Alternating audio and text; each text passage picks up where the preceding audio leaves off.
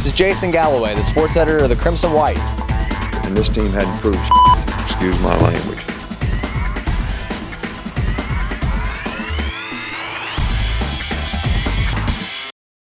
This is Jason Galloway, the sports editor of the Crimson White, reporting outside Bryant-Denny Stadium. Alabama's loss to South Carolina Saturday was its first since 2008 and its first regular season loss since the 2007 season. Now that the Crimson Tide has surrendered its #1 ranking, Alabama has a long road before it can gain it back. I think that we just haven't played an entire game yet. I mean, still to this point, we have yet to play a 60-minute game, and obviously halfway through the season. That's kind of disheartening, and it's something that we're a little disappointed about. But at the same time, it's, there's still opportunities to improve. We feel confident with the team that we have, and I know that I have a lot of confidence in the guys around me, and I know I wouldn't want to go out there with anybody else. So.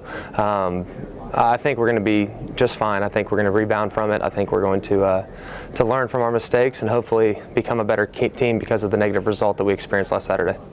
Saturday was the first career loss for many of the Tide's young players, and running back Mark Ingram said Monday that many of them did not realize the reality of losing until last week's upset.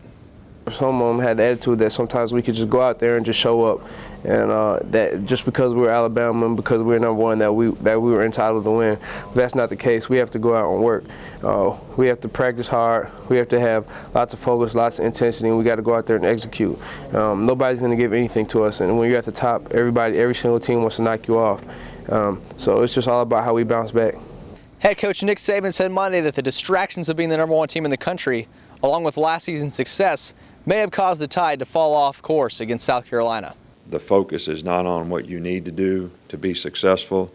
It's drinking the Kool-Aid, thinking that just because they say it on ESPN, it's so.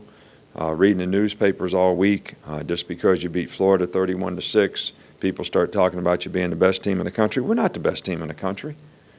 We're not the best team in the country. We had the best team in the country last year, and we proved it. We proved it over 14 games. All right, and this team hadn't proved excuse my language. That's how I feel about it. Alabama's journey to fight back to that #1 spot begins this Saturday against Ole Miss at Bryant-Denny Stadium. This has been Jason Galloway reporting for the Crimson White.